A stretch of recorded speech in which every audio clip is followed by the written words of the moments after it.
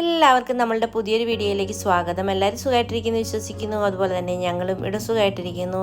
അപ്പോൾ ഇന്ന് നമ്മൾ പാവയ്ക്ക വെച്ച് അടിപൊളി ഒരു തീയലാണ് ഉണ്ടാക്കാൻ പോകുന്നത്. അതെങ്ങനെയാണ് ഉണ്ടാക്കുന്നത് നോക്കിയിട്ട് വരാം. അതുപോലെ തന്നെ വീഡിയോ കണ്ടുകൊണ്ടിരിക്കുന്ന സമയത്ത് നിങ്ങൾക്ക് എൻ്റെ ചാനൽ ഇഷ്ടപ്പെടുകയാണെങ്കിൽ ഒന്ന് സബ്സ്ക്രൈബ് ചെയ്യാനും ലൈക്ക് ചെയ്യാനും ഷെയർ ചെയ്യാനും മറന്നു പോകരുത് കേട്ടോ.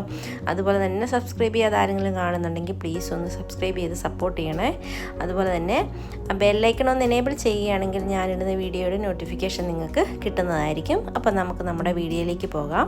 അതിനായിട്ട് ഞാനിവിടെ ഒരു ഇടത്തരം പാവയ്ക്കയാണ് എടുത്തിരിക്കുന്നത്. കണ്ടോ, ഇത് കഴിഞ്ഞ ദിവസം ഞാൻ മാളിപ്പോയപ്പോൾ മേടിച്ചതാണ്. ഒരെണ്ണേ വാങ്ങിച്ചോളൂ. ഞാനും ചേട്ടനും മാത്രമേ തീയലൊക്കെ വെച്ചാൽ കൂട്ടത്തുള്ളൂ. രാഹുൽ കൂട്ടത്തില്ല. പാവയ്ക്ക ആയതുകൊണ്ടാണ് കൂട്ടാത്തത്.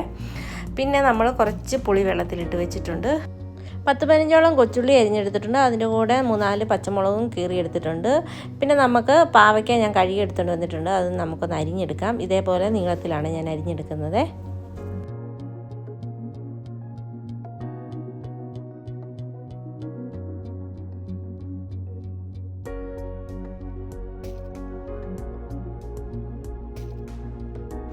അപ്പം നമ്മുടെ പാവയ്ക്ക ഞാൻ മുഴുവൻ അരിഞ്ഞെടുത്തിട്ടുണ്ട്.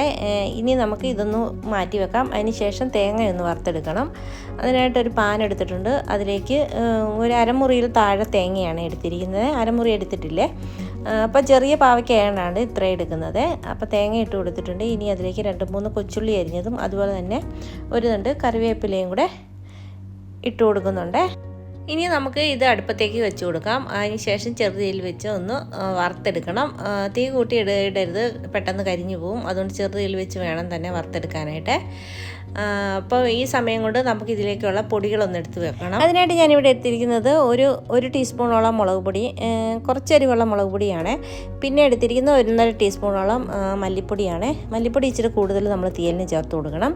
പിന്നെ ഒരു 1/4 ടീസ്പൂണോളം മഞ്ഞൾപ്പൊടിയും കൂടി ഇട്ട് കൊടുക്കാം. തേങ്ങ ഇപ്പം ചെറുതായിട്ടൊന്ന് കളർ മാറി വരാൻ തുടങ്ങിയിട്ടുണ്ട്. ഇനി ചെറുതീയിൽ വെച്ച് കൈവിടാതെ ഇളക്കി കൊടുത്തോണ്ടിരിക്കണം, അല്ലെങ്കിൽ പെട്ടെന്ന് കരിഞ്ഞു പോവേ. അപ്പം ഒരു 10 മിനിറ്റ് കഴിഞ്ഞപ്പോൾ നമ്മുടെ തേങ്ങയൊന്ന് നന്നായിട്ടൊന്ന് മൂത്ത് വന്നിട്ടുണ്ട്. ഇത് കണ്ട ഗോൾഡൻ കളറായി വന്നിട്ടുണ്ട്. ഈ സമയത്ത് നമുക്ക് ഇതിലേക്ക് പൊടികൾ ചേർത്ത് കൊടുക്കാം.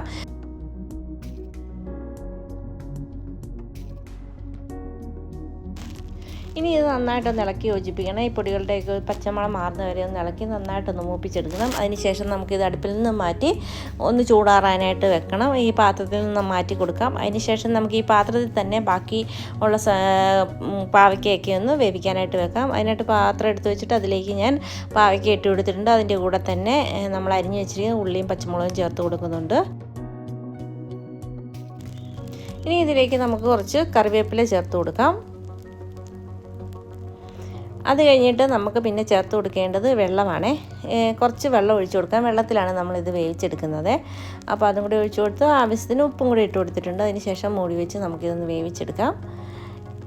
ഇപ്പോൾ ഒരു 10 മിനിറ്റ് കഴിഞ്ഞപ്പോൾ നമ്മൾ തുറന്ന് നോക്കിയപ്പോൾ നമ്മുടെ പാവയ്ക്കായും ഉള്ളിയൊക്കെ നന്നായിട്ട് വെന്ത് വന്നിട്ടുണ്ട്. കണ്ടോ, നല്ലതായിട്ട് വെന്തുടഞ്ഞ പോലെ ആയിട്ടുണ്ട്.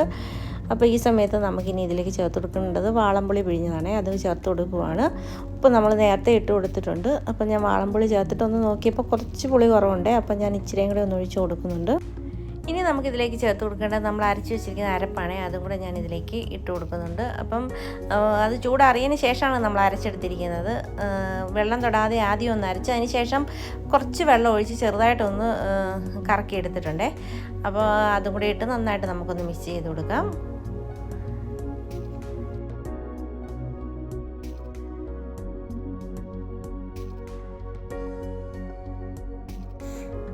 ഇനി മിക്സിയുടെ ജാറ് കഴുകി ചാറിനാവശ്യമായ വെള്ളവും കൂടെ ഇതിലേക്ക് ചേർത്ത് കൊടുക്കണം. കാരണം നമ്മളിത് ചെറിയ ചാറായിട്ടാണ് വെക്കുന്നത്. ചോറിൻ്റെ കൂടെയൊക്കെ കഴിക്കാൻ പറ്റിയ ചാറ് കറിയായിട്ടാണ് ഉണ്ടാക്കിയെടുക്കുന്നത്. അപ്പോൾ നമുക്ക് ആവശ്യത്തിനുള്ള ചാറ് എത്രയാണോ അത്രയും വെള്ളം നമുക്ക് ചേർത്ത് കൊടുക്കാം.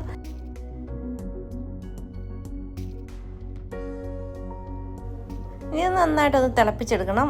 ഇളക്കി കൊടുത്ത് നന്നായിട്ടൊന്ന് തിളച്ച് വരുമ്പോൾ നമുക്ക് തീ ഓഫാക്കി കൊടുക്കാം. ഈ സമയത്ത് ഉപ്പും പുളിയും എല്ലാം കറക്റ്റാണോ എന്ന് നോക്കാം. പിന്നെ ഇതിൻ്റെ കൂടെ ഞാനൊരു 1.5 ടീസ്പൂണോളം പഞ്ചസാരയും കൂടെ ചേർത്ത് കൊടുത്തിട്ടുണ്ട്. പഞ്ചസാര ഇടുന്നത് വീഡിയോ മിസ്സായിപ്പോയതാണെന്ന് തോന്നുന്നു. എഡിറ്റ് ചെയ്യപ്പോൾ അത് കണ്ടില്ല.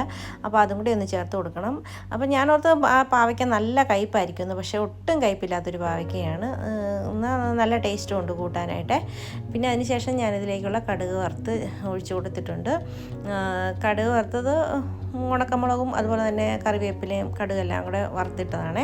ഇനി അത് ഒരു 10 മിനിറ്റ് ഒന്ന് മൂടി വെച്ച് കൊടുക്കാം. അതിന് ശേഷം വേണം ഇത് തുറന്ന് നോക്കാനായിട്ട്. അപ്പോൾ നമ്മുടെ അടിപൊളി ടേസ്റ്റുള്ള പാവയ്ക്ക തീയൽ ഇവിടെ റെഡിയായി വന്നിട്ടുണ്ട് കേട്ടോ. അത്രയും ചാറൊഴിച്ചെങ്കിലും ഇച്ചിരി കുറുകിയാണ് ഇതിരിക്കുന്നത്. ഞാനിത് വേറൊരു പാത്രത്തിലേക്ക് മാറ്റി കൊടുക്കുവാണ്. അപ്പം ഇതുപോലെ എല്ലാവരും തീർച്ചയായിട്ടും ഒന്ന് ട്രൈ ചെയ്ത് നോക്കണേ. നല്ല അടിപൊളി ടേസ്റ്റുള്ള പാവയ്ക്ക തീയലാണ്. ചൂട് കുത്തിരി ചോറിനൂടെയൊക്കെ കഴിക്കാൻ അടിപൊളി ടേസ്റ്റാണ്. ഒരു ഉണക്കമീൻ വറുത്തതും കൂടി കണ്ടാൽ സൂപ്പറായിരിക്കും. എല്ലാവരും ഒന്ന് ട്രൈ ചെയ്ത് നോക്കണം. ഇതുപോലുള്ള ചെറിയ ചെറിയ കുക്കിംഗ് വീഡിയോസും ചെറിയ വ്ളോഗ്സും ഒക്കെ ആയിട്ട് വരുന്നവരെ എല്ലാവർക്കും താങ്ക് യു.